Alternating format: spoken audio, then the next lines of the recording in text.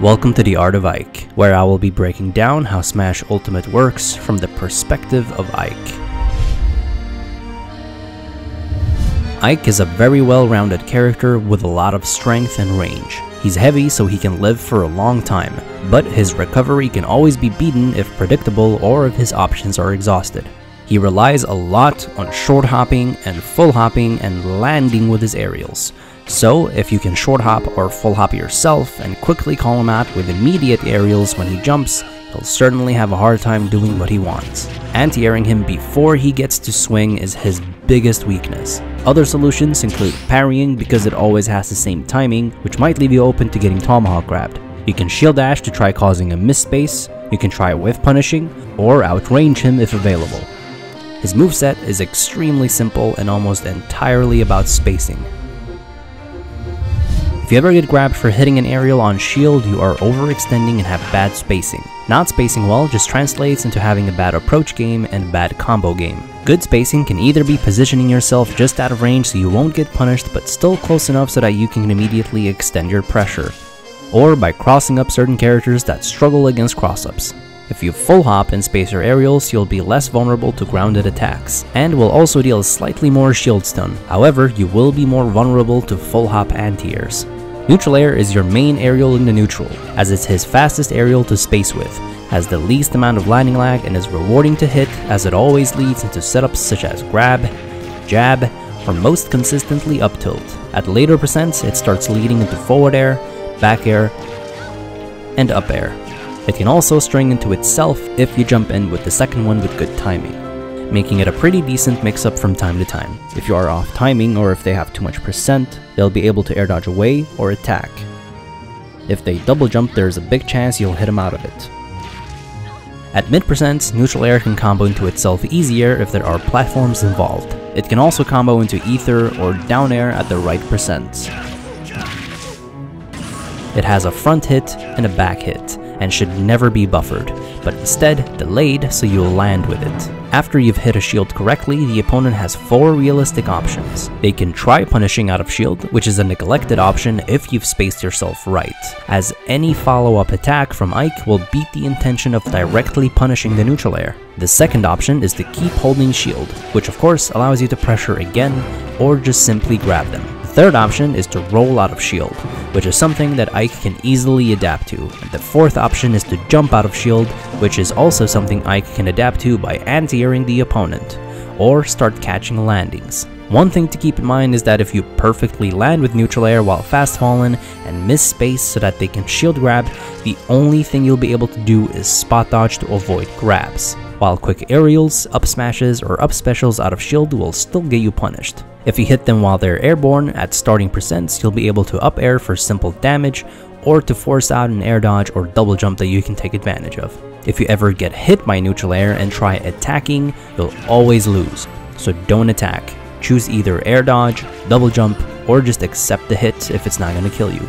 Forward air has very slightly longer range and can be better at higher percents, where neutral air to up air won't combo for a kill anymore. Landing it at really low percents will only set up for a tech situation. This aerial is perfect for edge guarding, so knowing your limits and how far you can go off stage with it is very important. If you short hop or full hop and buffer forward air, it is used to anti-air short hops or even full hops in the neutral really well. Up air can also be buffered and fast fallen to directly call out short hops and full hops. It's slightly more rewarding than forward air, but also safer, since if they ended up shielding the buffered forward air, you'll get punished pretty easily, while the up air allows you to land faster and even cross up the opponent. However, it's primarily for juggling and killing. Even if this move is avoided, Ike can potentially punish you for trying to escape with an air dodge or double jump, although neutral air dodge will always be the harder option to punish, while double jumping will be the hardest option to punish. If you short hop, buffer it, and fast fall it, it'll do an amazing job at catching landings and frame trapping. In fact, as long as you land the up air, it covers landings really well. And if you hit the landing up air, it can combo into itself or into a forward air at the right percents. If you land the aerial, it applies some really good platform pressure and is perfect for covering all tech options on platforms. It also pretty much forces the opponent to eventually jump, which up air does an amazing job at punishing. Back air is your quickest aerial and is very strong for how fast it is. Having your back to the opponents will demand respect, as the aerial can come out immediately or be delayed, which also opens up opportunities for a tomahawk grab. If you buffer it, it won't hit shorter opponents, and is the main reason to why Ike struggles heavily against cross-ups. Hitting a back air at low to mid percents can force a tech situation, which can always be punished if read correctly. Down air is basically just for spiking off stage with the tip of the blade. It can occasionally be used to hit characters below platforms or try two-framing recoveries with good timing. Jab serves as a quick punish tool or for getting the opponent off of you if they hit you with a move that's unsafe on hit. The only time to mix up how many jabs you do is if you accidentally started hitting a shield, in which case you should also try mixing up the timing of each jab. Forward tilt can be used as a quick long punish, to hit opponents missing against you, or as mix-up pressure after a landed aerial. It's pretty much safe against a shield at max range, and once you hit a shield twice, you'll start forcing a commitment from the opponent. It can also be angled downwards to punish a ledge stall, or angled up to anti-air short hop pressure. Down tilt is mostly there to disrupt opponents trying to release shield after a landed aerial. It's also safe against shield at max range, so you can use it to damage shields pretty safely. It won't cover rolls or jumps out of shield though, but will certainly condition them forth for you to try out playing later. Once you simply connect it, it leads into forward air or up air. If they attack, they get punished. If they double jump before a really high percentage, it'll catch their jump.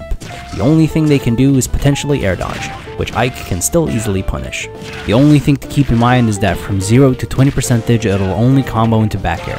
The best way to deal with down tilt is to always DI the move away. This will not only heavily limit the combo potential for Ike, but possibly completely allow you to avoid the follow-up without needing to panic at higher percents. Hitting hanging opponents, however, will allow you to combo even easier. Up tilt is clearly an anti-air, quickly hitting opponents above you, so it can for example be used to punish opponents that you know will be trying to attack after you launch them straight above you. Hit the up tilt at low to mid percents and it will also string into up air, meaning the opponent will have to try avoiding it with either double jump or air dodge. It's not really safe against shield if you space it, but it can be hard to punish unless you have a really fast aerial out of shield. If it hits at low percents under a platform, it'll always force a tech situation. Whatever they do, up air or up smash will beat it.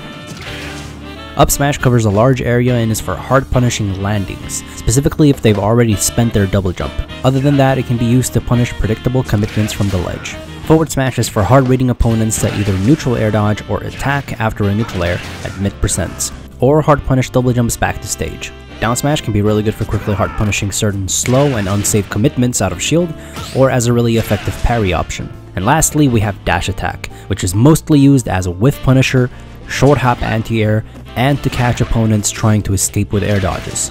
As for his throws, they are also very simple. From 0 to roughly 60% you'll want to go for down throw, which will allow you to open up with either a buffered up air to another up air to force a jump and catch their landing, or force out an air dodge that you can re-grab.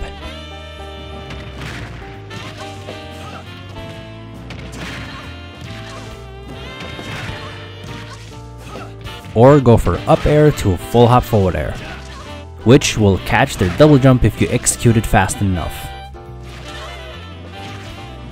While air dodges can be re-grabbed, and down thrown yet again for another up air, forward air, or back air.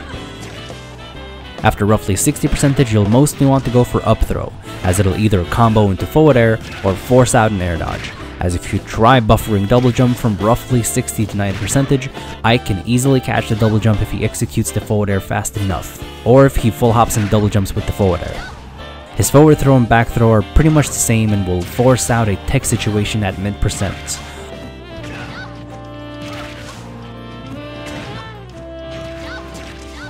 Or it'll set up for an edge guard.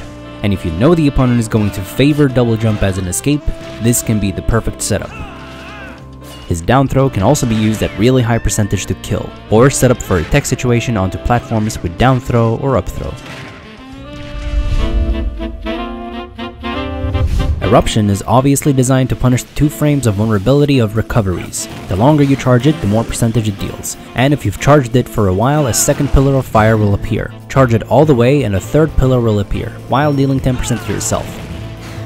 Against projectiles that might interrupt you off stage, you'll have to jump, double jump, and then charge. He also gains super armor a couple of frames before the attack comes out. Ether travels straight up and down. You can only move a very minimal amount to the left and right. He gains super armor just before he throws the sword, but the armor will disappear as soon as he starts jumping to catch the sword. And because the super armor comes out pretty early, it can be a decent option to anti-air full hops and even tank certain attacks and punish the opponent. It can even be used to combo break close to the edge and try grabbing the ledge. Even though this recovery has a hitbox, it should never be shielded. Instead, you have a bunch of different ways of potentially beating it. The best way to beat it is to stay right above where the sword is about to be thrown, and as Ike is about to grab it, you spike him. You can use certain projectiles against it, outrange him, get behind the sword and hit his back, counter it, and even push him away with water. If you catch the opponent off guard at the ledge, you can drift it back to spike them and grab the ledge. Drift back too much, however, and you won't be able to grab the ledge. Ike's best way of recovering, however, is always with quick draw, which can be mixed up by recovering to the ledge, onto the stage and hit an opponent, right above the opponent at full hop height to auto-cancel it and reset neutral, or extra high as a rare mix-up. Having a platform will mix up his recovery even more, as he can now go extra high to land perfectly onto platforms. And for even more mix-ups, he's able to of course double jump and air dodge. If you hit an opponent, you can act with anything. However, you need to do it quickly, before you get into freefall. As fast as it is, this recovery can still be beaten, traded with, or countered. However, it's risky since it can hit quite hard if you are off timing. Quick draw can also be used at mid to high percents if a back air hits, for example. The only other situational use for quick draw is for whiff punishing. Counter is mostly used off stage against recoveries and predictable aggression. Another occasional use can be to counter attacks and projectiles as you try recovering. Fundamentals refer to how you perceive the game and what your awareness level is like during gameplay. Movement, spacing, baiting, conditioning, reading text, DI recognition, stage control, edge guarding, ledge trapping, and how you generally observe the opponent's neutral and habits are all a part of what we call fundamentals. There are more elements, of course, like sensing what the opponent's intentions are, what they need to do, and where they want to be. Sensing cautiousness, fear, desperation, carelessness, stress, panic, frustration, and somewhat knowing how it generally affects the opponent's play to already know how to take advantage of it to keep breaking their mentality. It basically translates into being really good at putting yourself in the opponent's shoes and already play ahead of what you would have done if you were the opponent in every possible situation.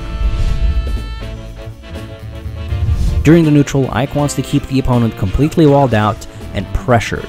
Pressure is incredibly important to apply accurately, quickly, and creatively, as if you don't apply pressure, the opponent can do whatever they want, and you'll have to deal with their pressure instead. Meaning a capable opponent will try to gain an advantage in the neutral and put you in a slight disadvantage, as you will basically be the one who's forced to adapt to the opponent, rather than them adapting to you. And if the opponent doesn't give you any openings through mistakes or overcommitments, you won't be finding any punishes. As important as it is knowing what mistakes you can punish and how to optimally punish it, it is even more important knowing how to punish someone that plays correctly. And when you space and neglect the opponent's punish option, they can only choose to keep shielding, jump out of shield, roll away, or try rolling towards you, none of which are necessarily mistakes, but the only kind of correct plays. These will essentially be the correct plays which you'll be punishing and adapting against. Obviously, there's different kinds of pressure, not only through spacing.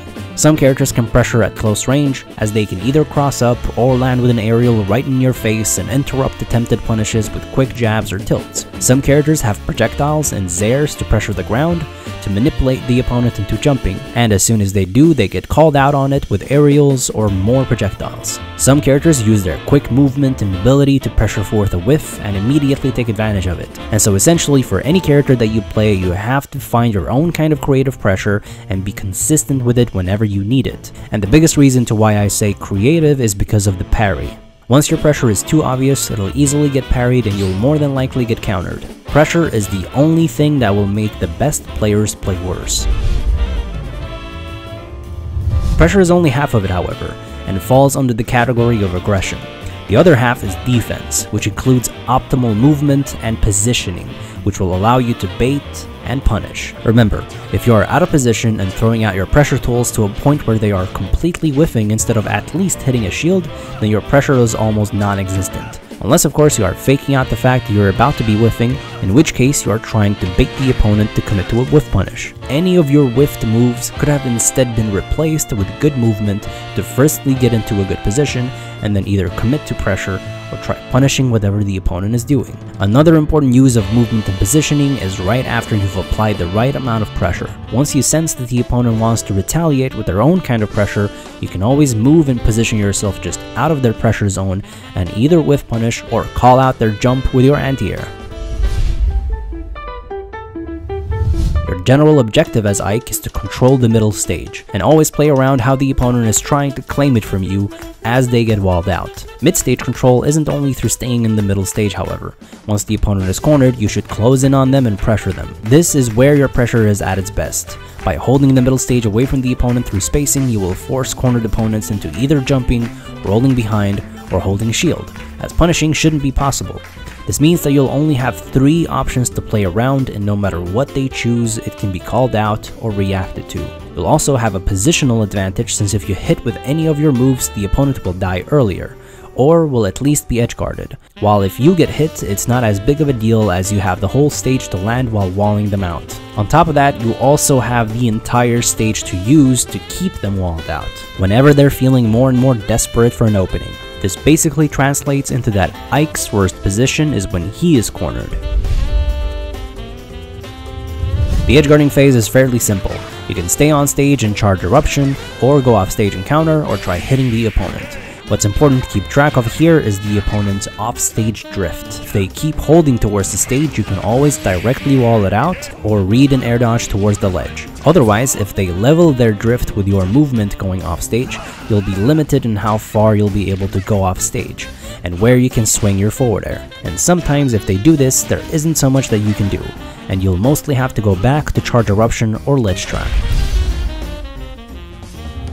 Ledge trapping is the phase of the game where you try to completely deny the opponent from getting back to the stage and rack up damage, while also creating more edgeguard opportunities. Because Ike has such huge range, he has an easy time ledge trapping. It all starts with positioning right here, as you can now safely threaten with down tilt to have the opponent press an option either as soon as possible or at the very end of their invincibility. This makes you the dictator of when they have to press the ledge option and will help you in reacting to their options. There's usually only 3 options you have to consider doing during the ledge trapping phase: down tilt, shield, or jump to an aerial.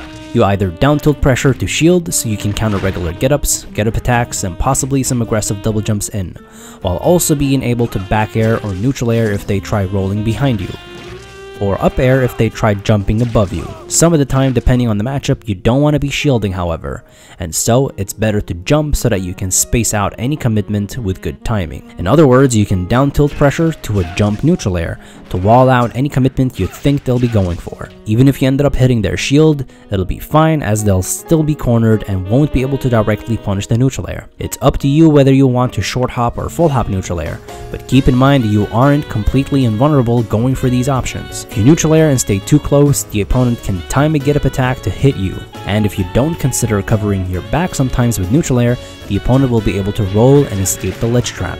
If you keep carelessly short hopping or full hopping, you can always get anti-aired by opponents pressing ledge jump into a quick aerial. Ledge jumps in general is something that you can easily deal with if you're grounded, as they'll be straight above you for an up air to hit them or trap them.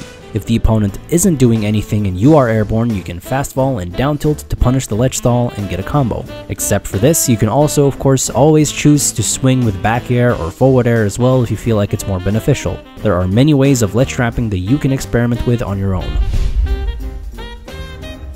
The final step is pacing.